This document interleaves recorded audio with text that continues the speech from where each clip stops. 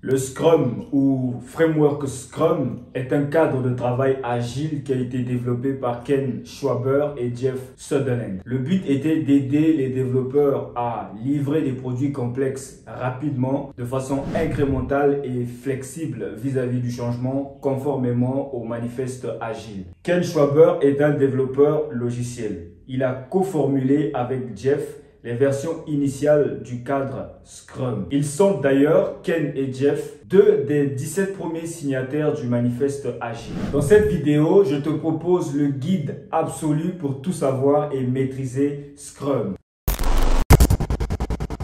Au début de cette vidéo, j'ai beaucoup répété un mot-clé, agile. Et j'aimerais juste te signaler que si ce concept t'est nouveau, ce n'est pas la peine de t'en faire parce que j'ai déjà fait 2 vidéos complètes sur la question pour te remettre au point. Il te suffit donc d'aller juste voir ces 2 vidéos avec beaucoup d'attention.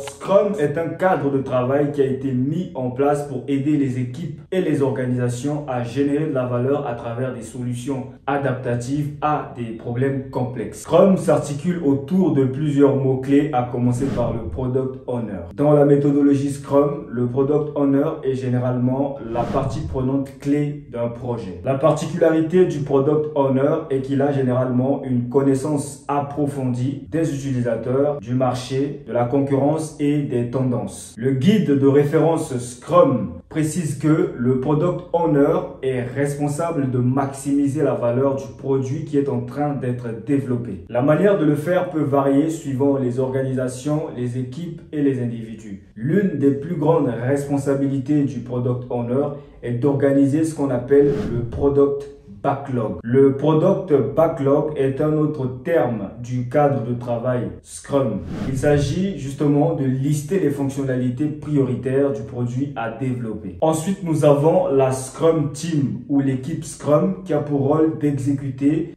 une partie du travail qui se trouve dans le Product Backlog conformément ou, si tu veux, dans le contexte précis de ce qu'on appelle en Scrum un sprint. Après cela, l'équipe Scrum et toutes les parties prenantes inspectent les résultats et s'adaptent pour le prochain sprint et le cycle se répète. Scrum repose sur l'intelligence collective des personnes qui l'utilisent, en ce sens qu'il est volontairement incomplet, ne définissant que les grandes lignes pour mettre en œuvre la théorie Scrum. Cela étant dit, divers processus techniques et méthodes peuvent être employées dans un cadre de travail Scrum.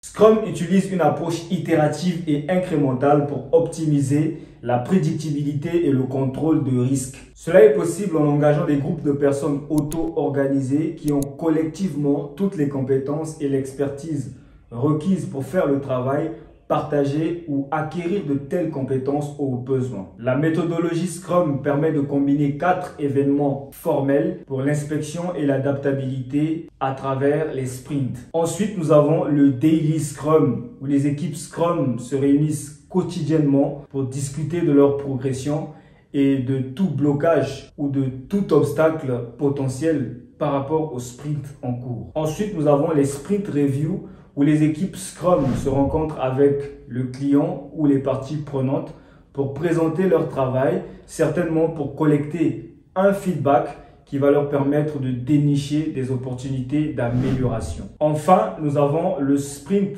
rétrospective qui va donner l'opportunité aux équipes Scrum de se remettre en question afin d'améliorer leur process et leur façon de travailler. Il est aussi important de noter que ces 4 événements fonctionnent parce qu'ils mettent en œuvre les piliers de l'empirisme de Scrum, à savoir la transparence, l'inspection et l'adaptation. La transparence veut que le process et le travail issu de ce process soient visibles et accessibles par toutes les parties prenantes, car un manque de transparence pourrait conduire à des décisions qui augmentent le risque et diminuent la valeur recherchée. Ensuite, la même transparence permet une meilleure inspection en sachant que une transparence boiteuse est source de gaspillage. Les progrès vers les objectifs convenus doivent être inspectés fréquemment et avec diligence pour détecter des écarts ou des problèmes potentiellement indésirables. L'inspection permet l'adaptation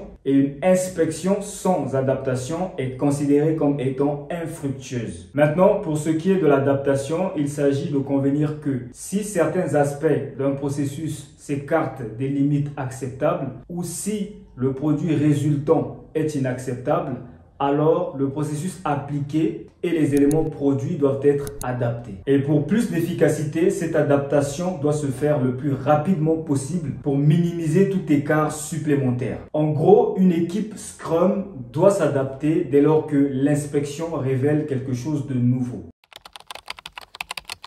L'application réussie de Scrum dépend de la capacité des personnes à vivre les 5 valeurs suivantes, à savoir l'engagement, le focus, l'ouverture, le respect et le courage. En clair, une équipe Scrum s'engage à atteindre ses objectifs et à se soutenir mutuellement. Elle se focalise sur la réalisation du sprint pour progresser le plus rapidement possible vers les objectifs du projet. Les membres d'une équipe Scrum sont ouverts sur le travail à faire ainsi que sur les défis à relever. Ils se respectent mutuellement pour être des personnes compétentes, indépendantes et aussi des personnes respectées d'autres personnes avec qui ils travaillent. Enfin, ils ont le courage de travailler sur des problèmes difficiles et de mener les bonnes actions. Les décisions prises ainsi que la manière dont Scrum est utilisé doivent renforcer ces valeurs et non les diminuer. L'unité fondamentale de Scrum est la Scrum Team ou l'équipe Scrum constituée d'un Scrum Master, d'un Product Owner et de développeurs. Toutefois, dans une équipe Scrum, il n'y a pas d'ordre hiérarchique comme c'est le cas avec la gestion de projet classique. Il s'agit tout simplement d'une unité stable de professionnels réunis autour d'un objectif commun. Ça va être généralement des équipes pluridisciplinaires dont les membres disposent de façon collective de toutes les compétences nécessaires pour créer de la valeur à chaque sprint. Les développeurs sont les membres de l'équipe Scrum s'engageant à traiter tout ou partie utile d'un incrément à chaque sprint. Leurs compétences sont souvent larges et varient en fonction du domaine d'activité. Toutefois, ils doivent être en mesure de faire un sprint planning, un sprint backlog et s'inculquer la notion de qualité en adhérant à ce qu'on appelle une definition of done. Ils doivent savoir adapter leur planning chaque jour en fonction de l'objectif du sprint et se tenir mutuellement responsables en tant que professionnels. Le Product Owner, en plus de ce que j'ai déjà dit plus tôt, doit pouvoir formuler et communiquer de façon explicite et très claire les objectifs du produit. Il doit créer et communiquer clairement les éléments du product backlog, les ordonner et s'assurer que ce backlog est transparent, visible et compris de tous. Il peut déléguer ce travail sans jamais se dédouaner de sa responsabilité. La réussite d'un projet nécessite de suivre le guide d'un product owner qui est une personne et non un comité de personnes. Toute partie prenante souhaitant modifier le product backlog doit convaincre absolument le product owner. Le Scrum Master, c'est la personne qui dans l'équipe Scrum est chargée de faire respecter les lois de Scrum. Il s'occupe de s'assurer que Scrum est appliqué tel qu'il est défini officiellement dans le guide de référence. Il doit donc être en mesure de pouvoir aider toute partie prenante à comprendre la théorie et la pratique ou l'implémentation du cadre de travail Scrum. Il est avant tout un leader au service de l'équipe Scrum et de toute l'organisation. Il rend service à l'équipe Scrum de plusieurs façons, à savoir accompagner les membres de l'équipe en matière d'autogestion et de pluridisciplinarité. Aider l'équipe Scrum à se focaliser sur la création d'incréments pertinents à la definition of done. Le Scrum Master met tout en œuvre pour qu'il n'y ait pas d'obstacles pouvant entraver la progression de l'équipe. Il s'assure que tous les événements Scrum ont bel et bien lieu, qu'ils sont effectifs, productifs et respectent les temps impartis. On parle d'événements time boxing. Le Scrum Master vient aussi en aide au Product Owner de plusieurs façons. Par exemple, il peut l'aider à trouver les meilleures techniques pour mieux définir l'objectif de produit et aussi à gérer convenablement et efficacement le product backlog. Le Scrum Master peut aussi aider l'organisation de plusieurs façons, à savoir accompagner, former ou encadrer l'organisation dans son adoption de Scrum, planifier et apporter conseils sur l'implémentation de Scrum au sein de l'organisation, faciliter la compréhension de l'approche empirique en environnement complexe des employés et parties prenantes, contribuer à lever les obstacles qui peuvent s'imposer entre les parties prenantes et les équipes Scrum. Le sprint est une espèce de conteneur pour tout autre événement Scrum. Chaque sprint dans Scrum est une occasion formelle pour inspecter et adapter les artefacts Scrum que je vais définir dans un instant. Ces événements sont conçus pour permettre la transparence requise et l'incapacité de les organiser conformément à leurs prescriptions est une occasion perdue de pouvoir adapter, plutôt inspecter et adapter. Ces événements sont aussi utilisés pour booster la régularité et minimiser le besoin d'autres types de réunions qui ne sont pas prévues par le cadre Scrum. Aussi et idéalement, ces événements ont lieu le même jour, à la même heure, au même lieu pour réduire la complexité. Les sprints sont au cœur de Scrum. Ce sont des événements où les idées sont transformées en valeur. Ils ont une durée limitée d'1 mois ou moins et la fin d'un script engendre le début d'un autre. Durant un sprint, et donc que ce soit un sprint planning, un daily scrum, un sprint review, un sprint rétro, les objectifs de qualité ne sont jamais revus à la baisse. Le product backlog peut être affiné si nécessaire et son scope ou périmètre peut être revu, renégocié ou reclarifié avec le product owner en fonction justement de nouvelles informations. Un sprint trop long comporte des risques dans ce sens que la complexité est très susceptible d'augmenter et les choses peuvent devenir très vite ingérables. Un sprint plus court raccourcit le cycle d'apprentissage, limitant ainsi les risques liés au coût et à l'effort. Diverses pratiques d'évaluation existent, à savoir les courbes de burn down ou celles de burn up ou les diagrammes cumulatifs. Toutefois, et bien que ces diagrammes soient prouvés, ils ne volent pas la vedette à l'empirisme puisque dans les environnements complexes, une grande partie est souvent laissée à l'inconnu. Ainsi et parfois, seul ce qui s'est déjà passé peut aider à prendre une décision à venir. Maintenant, il est important que je précise qu'un sprint peut être annulé lorsque son objectif devient obsolète et seul le product owner dispose de ce pouvoir. Le sprint planning permet de planifier tout ce qui doit être fait durant le sprint. Le plan qui en résulte est créé par le travail collaboratif de toute l'équipe Scrum. Le sprint planning aborde les thèmes suivants. Numéro 1, pourquoi ce sprint est-il important? Ici, le product owner explique pourquoi augmenter la valeur et l'utilité du produit. L'ensemble de l'équipe Scrum collabore ensuite à définir un objectif de sprint qui énonce clairement aux autres parties prenantes l'utilité du sprint. L'objectif de sprint doit être finalisé avant la fin du sprint planning. En discutant avec le product owner, les développeurs sélectionnent les différents éléments du product backlog à inclure dans le sprint en cours. Au fur et à mesure de la discussion, l'équipe Scrum affine ces éléments pour s'assurer d'une meilleure compréhension et aussi booster leur confiance dans leur capacité à les développer. Devoir sélectionner ce qui peut ou ne pas être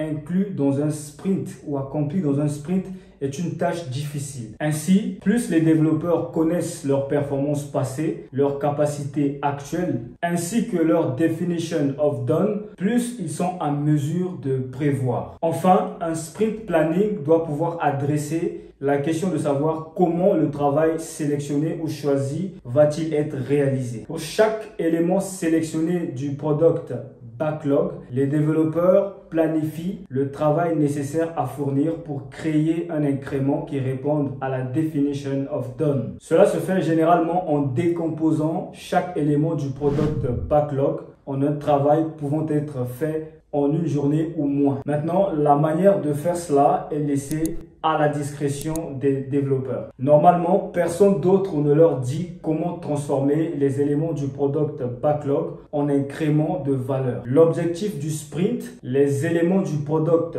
backlog inclus dans ce sprint, ainsi que les plans pour les livrer, correspondent à un élément qu'on appelle sprint backlog. Aussi, pour un sprint de 1 mois, un sprint planning est limité à une durée maximum de 8 heures. L'objectif du Daily Scrum est d'inspecter la progression vers l'atteinte de l'objectif de sprint et d'ajuster le sprint backlog si nécessaire. Le Daily Scrum dure 15 minutes et pour réduire la complexité, il est tenu à la même heure, au même endroit, chaque jour ouvré du sprint. Le Daily Scrum n'est pas le seul événement où les développeurs sont autorisés à apporter des ajustements à leur plan. Ils ont d'ailleurs l'habitude de se rencontrer dans la journée pour des discussions plus longues consistant à affiner leurs procédures et travail pour progresser vers les objectifs fixés. L'objectif du sprint review est d'inspecter les résultats et d'identifier les adaptations futures. L'équipe Scrum présente son travail aux principales parties prenantes et les progressions vers l'objectif de produit sont discutées. Ici, en fonction des nouvelles informations, le product backlog peut aussi être réajusté pour répondre à de nouvelles opportunités. Le sprint review est une session de travail et l'équipe Scrum ne devrait pas la réduire à une session de présentation. C'est l'avant-dernier événement d'un sprint et il se limite à une durée maximum de 4 heures pour un sprint de 1 mois. L'objectif d'un sprint rétrospectif consiste à rechercher de nouvelles pistes d'amélioration en termes d'efficacité et de qualité. Il s'agit pour l'équipe Scrum d'examiner ou d'inspecter le déroulement du dernier sprint en ce qui concerne les interactions, les process, les individus, les outils et aussi la definition of done. On discute de ce qui s'est bien passé lors du sprint et on adresse aussi les différents problèmes qui ont été constatés et de quelle manière ceux-ci ont-ils ou n'ont pas été résolus. Le sprint rétro conclut le sprint et est limité dans le temps à un maximum de 3 heures pour un sprint de 1 mois.